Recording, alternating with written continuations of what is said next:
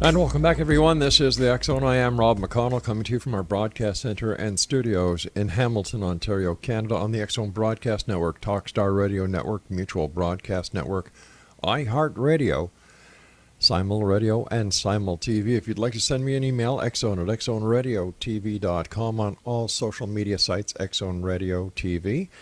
And for the programming we have available for you 24/7, 365 on the X Zone Broadcast Network, visit www.xzbn.net. And for the X Zone TV channel on Simul TV, channel 21, simultv.com.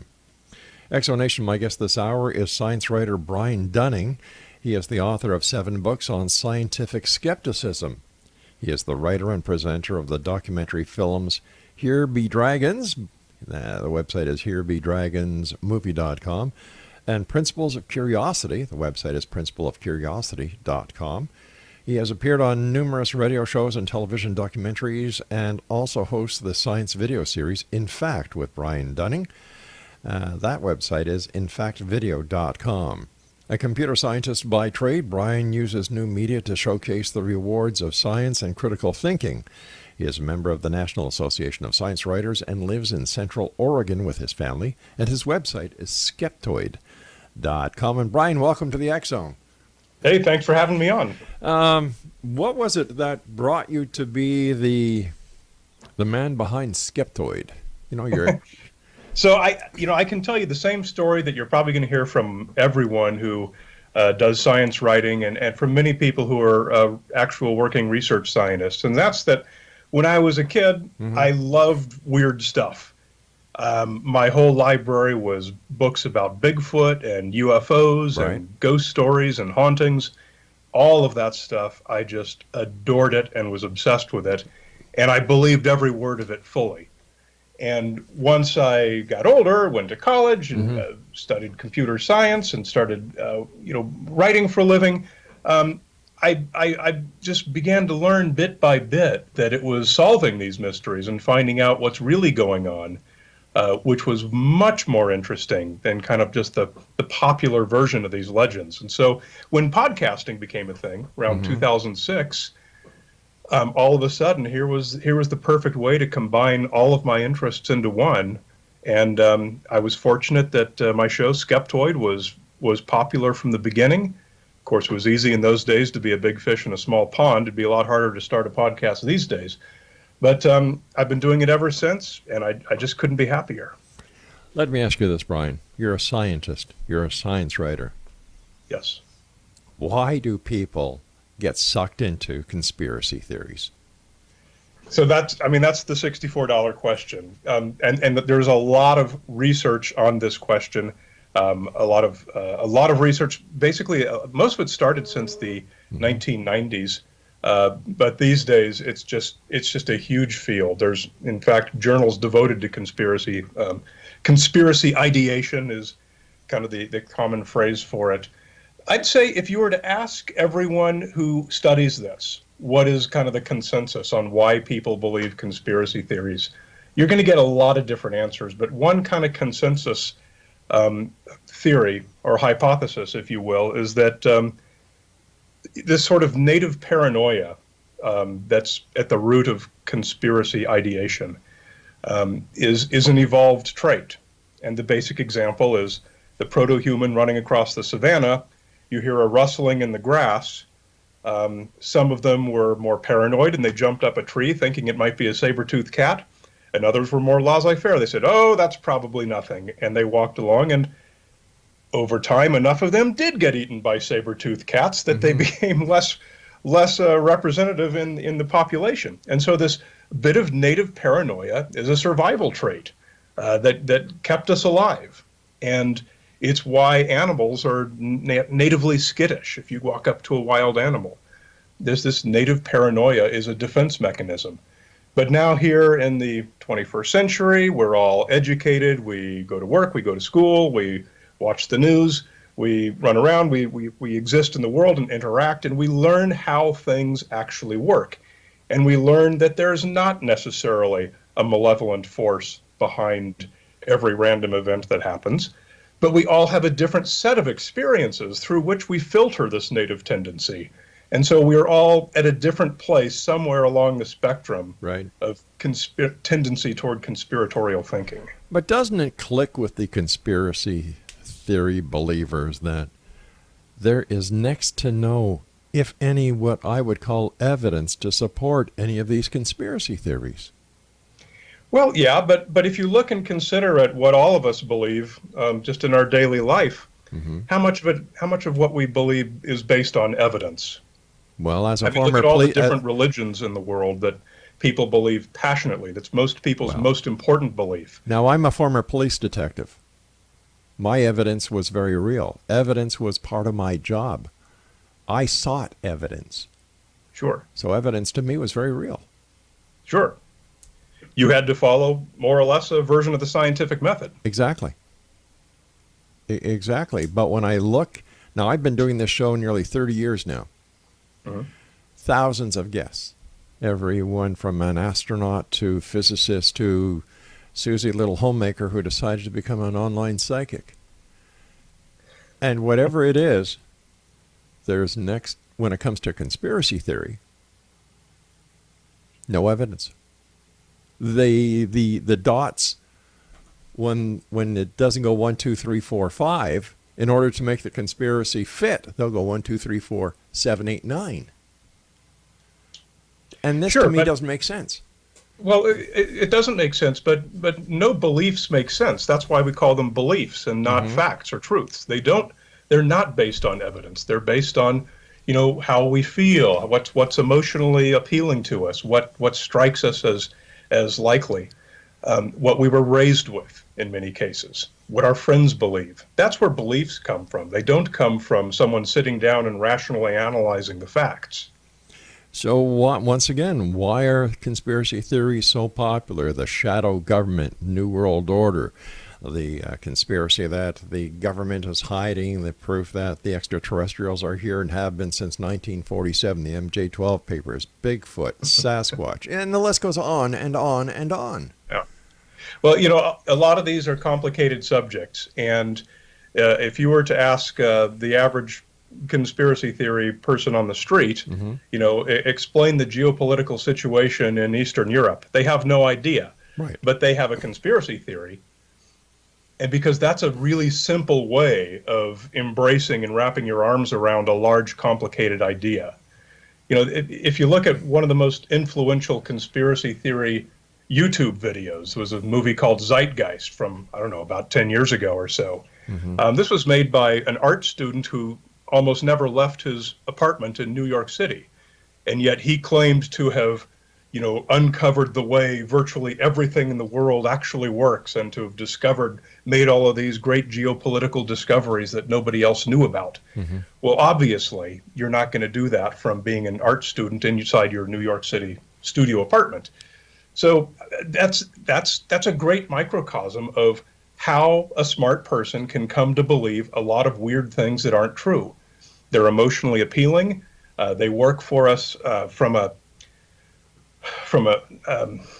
I'd say philosophical way, because it is a way that an epistemological, God, I can't say that word, perspective, that it's a way for us to know something that we otherwise wouldn't be able to know. So is it part of a social clique that we're getting into? Is it a place where we feel we belong because there's nowhere else in society where we actually fit in? Well, I mean, it can be a club like anything else. All of the JFK conspiracy theorists worldwide, no matter what their theory is, which can be radically divergent from one another, definitely mutually exclusive, they still consider themselves, sort of brothers in arms and on the same side of this debate, even though they're clearly not. If you look at their theories, it is very much a club. It's a way to belong to something.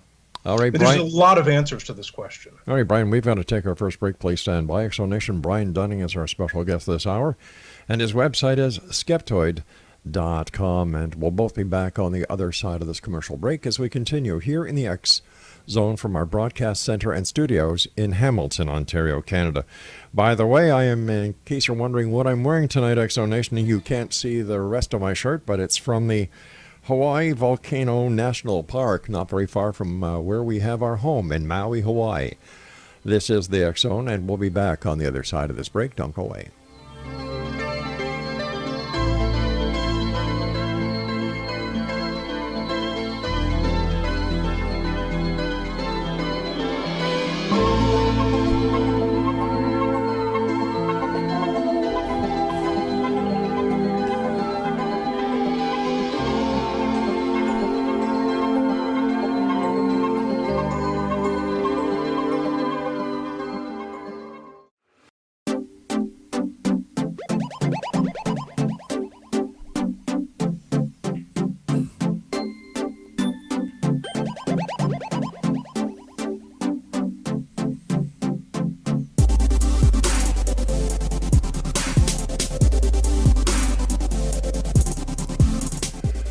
And just a quick programming note, we'd like to welcome two new hosts to the X Zone Broadcast Network, Dan and Angela Clark. They are going to be doing a show once a week that is going to air on the X Zone Broadcast Network and Simul Radio 7 days a week. The name of the show is Heart to Heart with Dr. Dan and Sister Ann, and that show, let me see, it starts airing the first week in January 2019.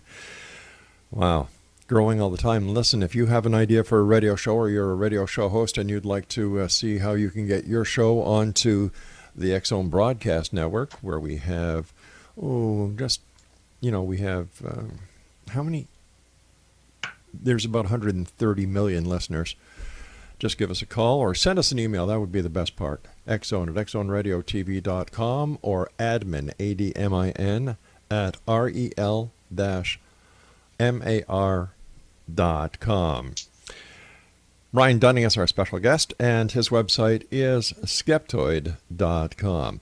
You know, Brian, it's conspiracy theories are a dime a dozen these days, and I'll give you an example. Last night I had a guy on the show talking about the hollow earth, and he went into great detail telling me that the hollow earth is where the original Garden of Eden is, the continent that is down there is 16,000 miles wide. It has its own sun. And he went into great detail, and then I asked him a very simple question. How do you know? Well, I read it in a book. Did you ever see any pictures? Well, no. So how do you know what you read in the book is true? And he basically said, well, if it's in a book, why isn't it true? Oh, wow. Yeah. You know, so when you hear this kind of logic, and, you know, I've talked to people who believe that they have been followed by the men in black and that extraterrestrials teleport them to a spaceship that is 500 miles long, 300 miles high, that orbits Earth. And the conspiracy theories go on and on and on and on. And here we are in the year 2018, going into 2019, with the most sophisticated handheld cameras that are in our cell phones, and still the elusive proof of the conspiracies never happened. You see, I've got my own little conspiracy theory that the conspiracy is actually being perpetrated by the groups who are claiming that there is a conspiracy, because as long as the conspiracy that they're claiming to be real is in place, they don't have to provide any evidence. That's always been the case, and always will be, yeah. So, are they like Monday afternoon quarterbacks? You know, they know everything about the game after it's been played? Well, first of all, I wouldn't use the word they as if this is an us versus them situation. Because when you do what I do for a living, one of the things you have to start with is recognition of the fact that some of the things that I believe are wrong. And that's the case with all of us. Some of the things you believe are wrong. Everyone listening right now knows some fact that is wrong. And I think we can all agree that that's probably true. Oh, I agree. So let me rephrase it. Instead of us versus them, how about those who have our 2 feet planted on the ground compared to the others who have their feet on some cloud, on some planet that is orbiting another planet in a far distant galaxy. Those people are out there, and people who have no strange beliefs and who believe everything that's true are out there as well. Yeah. But I think the vast majority of us are somewhere in the middle. And we're all on a journey to improve our knowledge. And sometimes we're going backwards, sometimes we're going the right way. But I think we all want to believe things that are true. We all want to be right about things. None of us want to be wrong. None of us want to be misled. But it's just the way the world works. It's not simple. It's not easy to do. And there's too many influences sending you in the wrong direction. So, you know, again, I hate to say that there are people who are, you know, we don't use the word nuts or anything like that, because there's perfectly good sociology explaining all of these things. It doesn't require mental illness. I like the psychiatry where it's called being nuts. I didn't see that chapter in the DSM-5. Well, I think I should write that chapter after doing the show for 30 years. Look, believe me, I've heard it all as well. I mean, people often ask me, what's the strangest urban legend or strange belief that you've heard? And my usual answer for that is there's an alternative medicine treatment out of India where no matter what's wrong with you, they cut open your abdomen, insert the corpse of a dead crow, and sew you back up. And that's going to cure anything that's wrong with you. I mean, it goes on and on and on, the things that people will believe. Well, let me ask you, what are some of your favorite conspiracies? So I answer that question because with you know, the book having come out this year, that's one of the most popular questions I get. And I try to answer that question with what is my favorite, but why is it my favorite? And the one that I use is the moon landing, the belief that we didn't actually go to the moon and that NASA hoaxed it, or Stanley Kubrick filmed it, or, you know, all the various versions of that. Yeah. And the reason I say that one's my favorite is because while it's easy to go on the internet and find sort of the trivial answers to the specific claims made by the conspiracy theorists, such as, you know, you can see the flag waving, but there's no wind on the moon, therefore it was in a studio. And you can see the skeptics answer, well, that's because the flag had wires in it, making it look like it was waving. Okay, fine. You can find that stuff, but there's a lot beyond that that people don't necessarily know, that we can connect the dots all the way to prove the entire story from humans from Earth, got on a Saturn V, went to the moon, got out, walked around, picked up rocks, brought them back to Earth safely through the atmosphere. The entire story is proven connecting the dots with irrefutable facts that once anyone hears those facts, they go, wow, that's really cool. I didn't know that before. I'm interested and I'd like to learn more. And that's where I think the value of sort of debunking is in coming up with the how we know what we know that's really interesting and gets people excited about learning more. Okay. You know, one of the talking about the proof that within the conspiracy theorist land of Oz that is out there is that we didn't go to the moon because the Van Allen belt. And when you listen to the skeptics and verify what they say about the Van Allen belt and how it poses a danger to even present day astronauts, that they can't go in a higher orbit than such and such, you know, you kind of say, well, geez, that makes sense too. I'm not saying that we didn't go to the moon, but, you know, when you talk to the people who are hardcore proponents of the lunar missions and the lunar landings, they seem to forget about the Van Allen belts when they're telling you this story. So I think that a little bit of the problem is that even though the experts who believe and bring the perfect case that it did happen, when the skeptics or the conspiracy theorist come up with a little bit of information that is neglected or forgotten by the experts, this just kind of opens up a can of worms. Well, it would. I mean, I wouldn't say that's a great example, because that's certainly one of the cases I'm talking about where it's very easy to go online and find the explanation of how and why that worked. Sure. The Van Allen belts are not the same thickness. We went through a very narrow part of it. We went through it as quickly as we can, and you have to stay in it for a significant amount of time before it becomes dangerous. Now, the astronauts did all receive a high dose of radiation. I forget how many chest X-ray equivalents, but it was a risk that was well known, that was well understood. We did know how much radiation they'd be exposed to, right. And everyone who went was still willing to do that. So, I mean, it's not danger-free. Going to the moon, nobody ever argued that it's free of dangers. Mm-hmm. Of course there are some. There's known dangers, and there's unknown dangers. That was one of the known dangers, but it was a manageable risk. So why do you think some conspiracy theories live longer than others? For example, the JFK assassination, the conspiracy theory that 9/11 was a black op. The JFK, my God, it's past 50 years, and people are still talking about how this was all part of a government conspiracy. The conspiracy with 9/11, why do they live on? In fact, if we're JFK more than any other, because it's now, I believe it's about 2/3 of Americans believe that the Warren Commission report was not true. That's not only one of the most long-lived, but it's one of the most widely believed. There was a great piece of research that was published 5-6 years ago, I'm going to guess. The author's name I would give if I remembered it off the top of my head, but it was.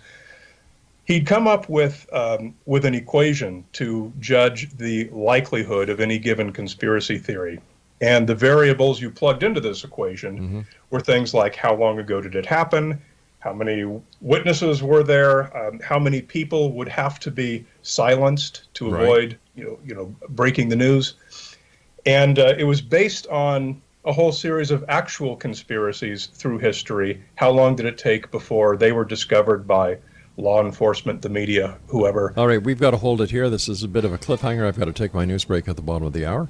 X-Zone Nation, our guest this hour is Brian Dunning. His website is Skeptoid.com, and Brian and I will return after this news break as we continue from our broadcast center and studios in Hamilton, Ontario, Canada.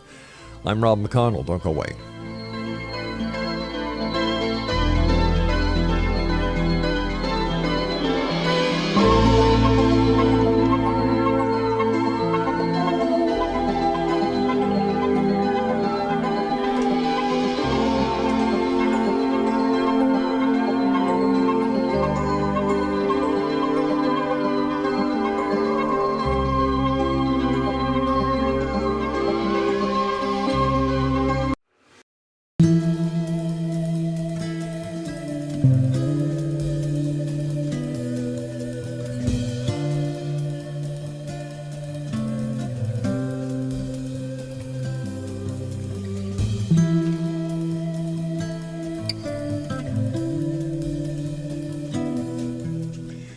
And welcome back, everyone. A couple of programming notes for the X-Zone TV channel on Simul TV. 3 new shows coming to the airwaves in January: Witness to the Paranormal, Paranormal Court TV, and Investigations 365. And they'll all be on the X-Zone TV channel starting in January. And that is channel number 21 at simultv.com. Our guest is Brian Dunning, Skeptoid.com. All right, before we went to the break, we were talking about this formula that somebody came up with when it came to conspiracies, and I'm sorry that I had to cut you off, but I do have my heart breaks. So if you can continue, I'd appreciate it. Actually, it's perfect that you cut me off because I was able to look it up. So I've got the study in front of me. This is from 2016, published by Grimes. Title is David Grimes on the Viability of Conspiratorial Beliefs, and it was in PLOS One. And so the equation was created by looking at historical conspiracy theories and how long it took before they unraveled, based on the number of people who had to be silenced and a number of other factors. And so I've got right here, let me pull it up here. Here's the table of, okay, so for the moon landing hoax, which we were just talking about, the expected failure time would be 3.68 years.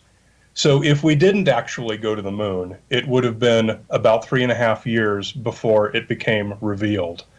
And really the largest driver of that is the enormous number of people involved. I guess peak NASA employment it has listed as 411,000 people Wow. in 1965. We've got a similar number for climate change fraud. If climate change was in fact a fraud, that would unravel in 3.7 years. And of course, it's lasted a lot longer than that. And that's based on the number of scientists all around the world who've worked on it in some fashion. And it gives numbers like this for a whole list of conspiracy theories. So it's fascinating research. It's more kind of a fun gimmick, but I mean, it is based on actual conspiracies and actual data that do fit this model that was put together. So it's interesting. What are some of the other weird conspiracy theories? I mean, besides going to India and getting a rat put in you to cure all. Well, yeah, and that's so the weirdest one, of course, has got to be David Icke and his reptilians. His whole narrative that world leaders are actually reptilian aliens wearing electronic disguises. But he was off his meds at that time. Let me tell you a story about David Icke quickly. I was doing the show from CK2B in St. Catharines before we went on our own and did everything in-house. And I announced the week before that David Icke was going to be a guest, and I got a call from the Niagara Regional Police saying, is David Icke coming on your show? I said, well, yes, he's coming on the show, but he's not going to be in studio. And they said, all right. I said, is there a problem? He said, well, no, it's not as long as he's not coming in, because if he's not going to be there, we can't do anything about it. And I figured, well, that's a kind of a strange comment. So I called up the police station to make sure that this was an actual call, and it was. During the time when David Icke was on the phone with me, there were two unmarked cars, one in the front of the station and one in the back of the station, because they thought, well, maybe David Icke was going to be actually coming down. And when you live this firsthand, you can actually see the danger that these conspiracy theorists are actually putting on society. You know, like, I'm a Canadian. I love our Queen. I'm a good old monarchist from way back when. And to think that people actually believe this guy, it's like, are you out of your tree, for God's sake? And when it comes to proof, well, what proof do they offer? Old VHS tapes showing a glitch when you pause the tape. Yeah. To my mind, that's the only evidence I've ever seen, and it's fairly low-quality evidence. Exactly. And about Roswell, New Mexico, the alleged crash going back to 1947.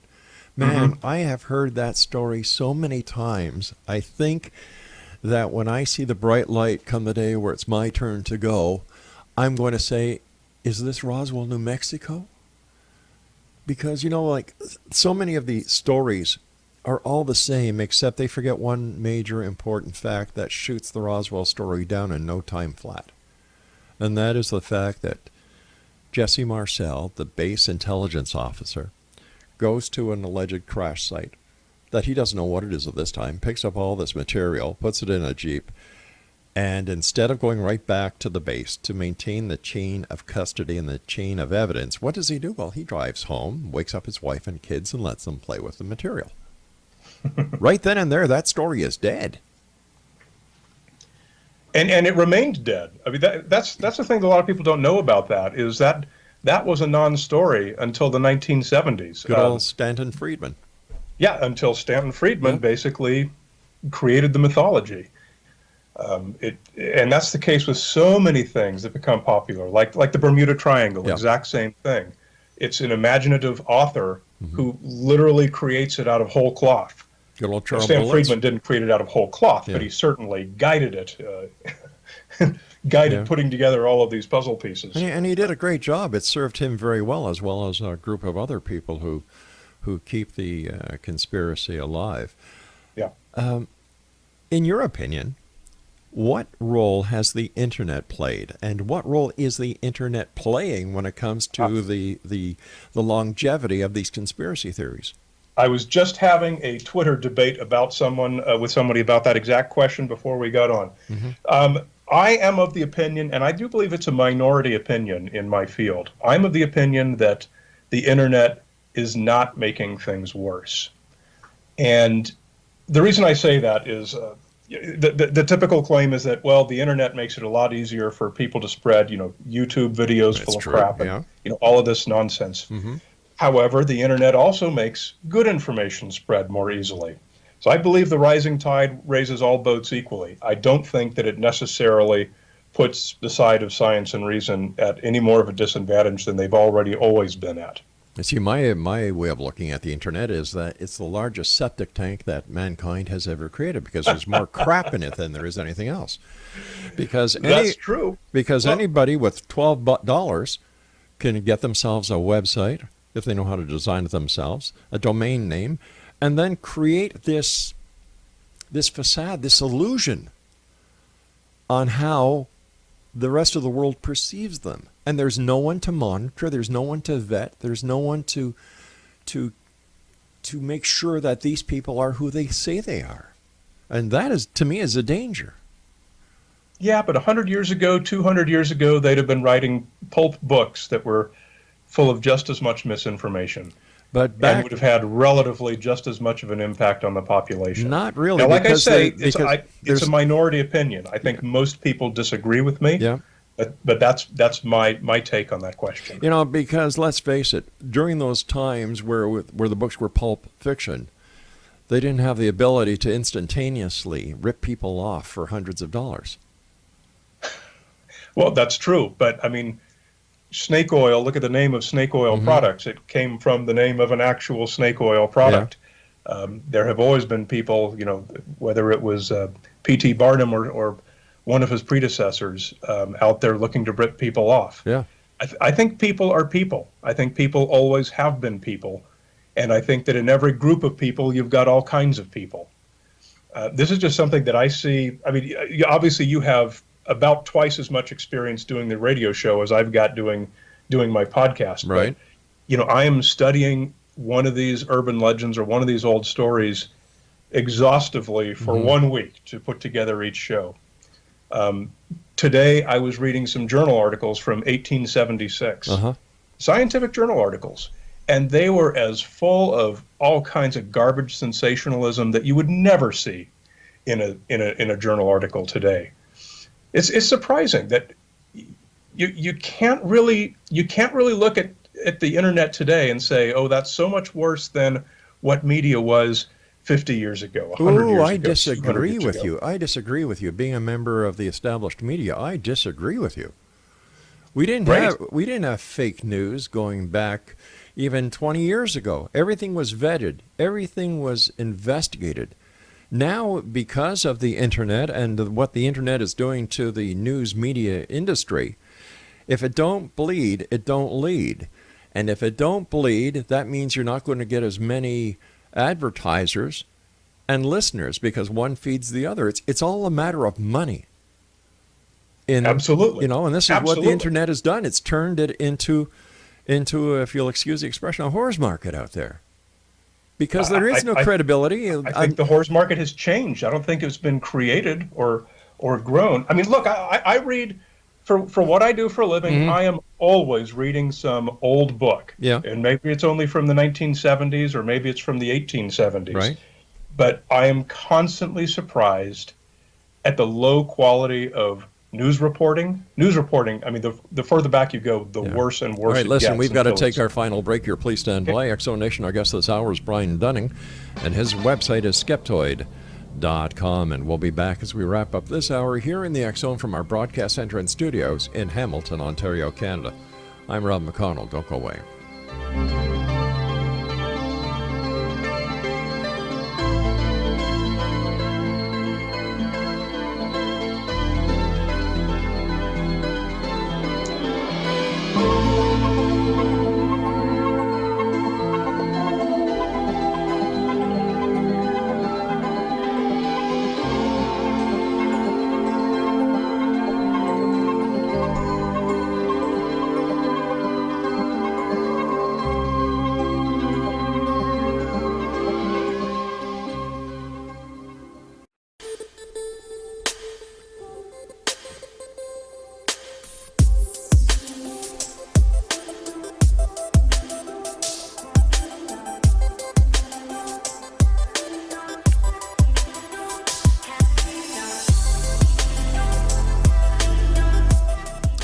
Exonation, our guest this hour is Brian Dunning. His website is skeptoid.com.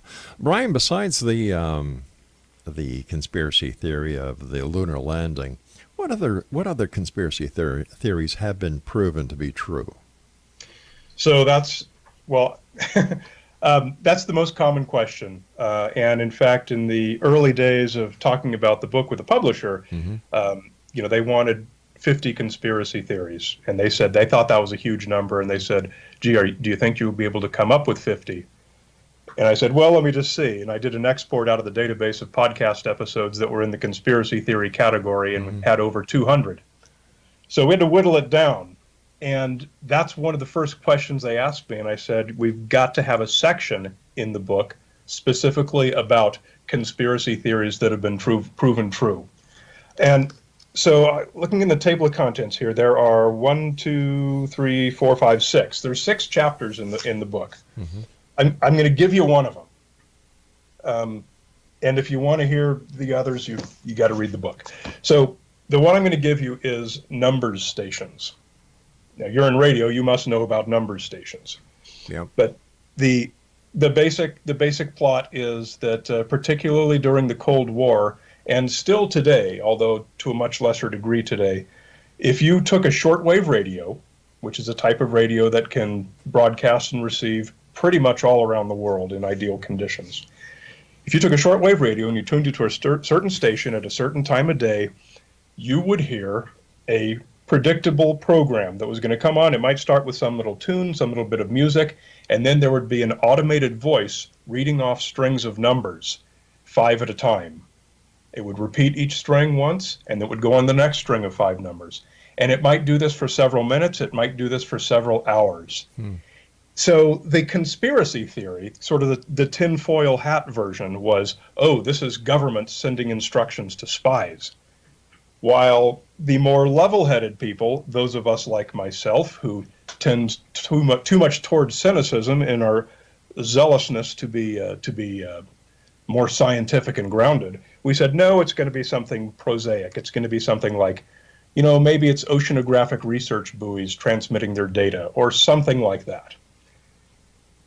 Then, what happened a few days after 9/11, which nobody noticed because the newspapers were full of other news right after 9/11, is a senior Pentagon official was arrested inside the Pentagon at the State Department for espionage. And she was arrested for listening to a numbers station that was being broadcast out of Cuba, typing the numbers into her laptop computer that had a decryption program, and it was giving her instructions to perform espionage for Cuba. She was part of a spy ring called the WASP network, and a number of other people were later arrested from the WASP network. And since then, there's been quite a few arrests throughout Europe from various espionage agencies listening to different number stations being broadcast from different places in the world. And so it turned out that the conspiracy theorists, the tinfoil hat version, was exactly right in this case. And I love that case. So how do people who are getting involved because of the excitement, the adrenaline rush that conspiracy theories bring them, that puts them into their own little social network of people who are like them, that don't fit in anywhere else in society, how do they differentiate between what is real and what isn't? Well, I think the same way that you and I do. Like I said, you and I are wrong about some of the things we believe. We don't know what those are because from where we're sitting, we can't see them. I often say you can't see your own eyeball. We don't know which of our beliefs are wrong. They don't know which of their beliefs are wrong. It's a human behavior. It's not a conspiracy theorist behavior. So what is a conspiracy theorist behavior then? So, I mean, we have the term, obviously, and the term describes definition of a conspiracy theory. That's another big question that there's all kinds of different answers for. It's somebody who believes, whose pattern matching is in overdrive, and they believe that there is a malevolent, purposeful force behind some everyday event or news story or something. I mean, that's basically what it is. And that's pretty vague, but it's necessarily vague because conspiracy theories are all over the map. So what pushes a person into that direction? Well, so you've got your native paranoia. You've got, okay, here's an interesting way to answer that. Okay. There's a lot of surveys, particularly in the last 10 years, a lot of surveys have been done trying to assess people's tendency toward conspiracy theories and trying to match these up to demographics. And you'll often hear, like, conservatives will also say, oh, liberals are all conservative conspiracy theorists. Like, Bernie Bro and the Koch brothers are behind all the evil in the world. And then liberals will always say, oh, it's the conservatives that are all the conspiracy theorists with, George Soros is behind everything. And what it turns out to be the case is that there is no match at all between political belief and your tendency toward conspiratorial thinking.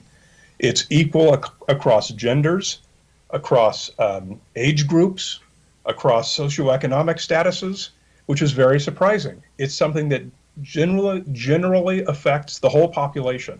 Anyone can be more of a conspiracy theorist than anyone else. It's only when you come down to a particular conspiracy theory, it's where you can say, oh, people who are rich tend to believe this, or people who are conservative tend to believe this. And that's the case with most of the obvious ones. We can pretty easily assign most obvious conspiracy theories to, a particular political group that it might appeal to.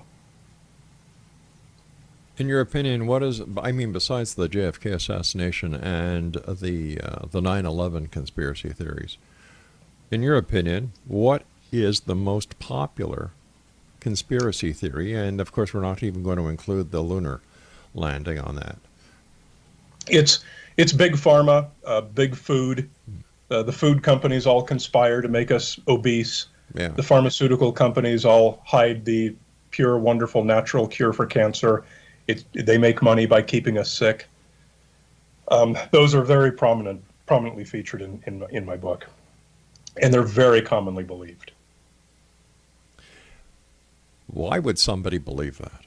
Like I know many people who are in the medical research field, and these people bust their butts off night and day working on cures or trying to get people to walk again after spinal injuries and so on. Yeah.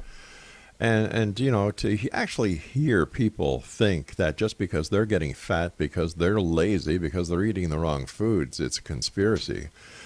This is where I think a lot of people should get back on their meds, whether they believe in the conspiracy theory that Big Pharma is out to get them. Like, there seems to be a lack of common sense in the world today. Yeah, certainly. The basic answer is that magically easy solutions to complicated problems are attractive, and everybody wants them. If you can tell people that there is a pill to cure all of your diseases, or a superfood that you can eat that will magically make you skinny, but the reason you don't have it is that the machinations Sure. of the society and industry are all conspiring to suppress it from you. That's something that's deeply compelling and attractive, and we all want it to be true. And so we all seek out information that confirms that. So it becomes a self-fulfilling prophecy. Why, in your opinion, is the UFO conspiracy cover-up so popular? I'm not sure that it is. I do see there's a lot of attention being paid to it. But what I see is that it's something that is more considered to be fringy, I think, by the mainstream than some of the other ones we've just talked about that are much more popular. That's my impression, anyway. Yeah, well, it would seem that there are different classes or social structures that seem to lean towards one conspiracy more than the other. Definitely, yeah, that's absolutely true. And we had this news about a year and a half ago with the Pentagon's UFO program. All right. They released this footage taken from a fighter plane, and they're saying this is a UFO. And of course, every pilot in the world looked at this footage and just did this incredible facepalm, saying, "Are you kidding me? Did they not ask anyone who knows what they're looking at when you look through, an infrared screen? But the people on the street don't know that, and the video does look weird if you don't know what you're looking at. Yeah. And so, it's something that's an easy sell, especially when you've got something like video to persuade people with, and you've got a credulous news media that is after the sensational story, and they're happy to promote it. I don't know if the New York Times is credulous any longer. Every newspaper consists of people, and you got all kinds of people working at every newspaper. Yeah, and something else with all these newspapers, they all have to make money from the advertising, and advertising is only attained through readership. The more readers you have, the more money you can make on your advertising. Brian, I want to thank you so much for joining us tonight. And Exonation, if you'd like to get more information on our guest, all you need to do is go to his website at Skeptoid.com. I'll be back on the other side of this commercial break with the news as we wrap up this hour here in the X Zone from our broadcast center and studios in Hamilton, Ontario, Canada. I'm Rob McConnell. Don't go away and watch out. Not everything in life is a conspiracy. If you want the real answers, just look at the person on the other side of the mirror. We'll be back. Don't go away.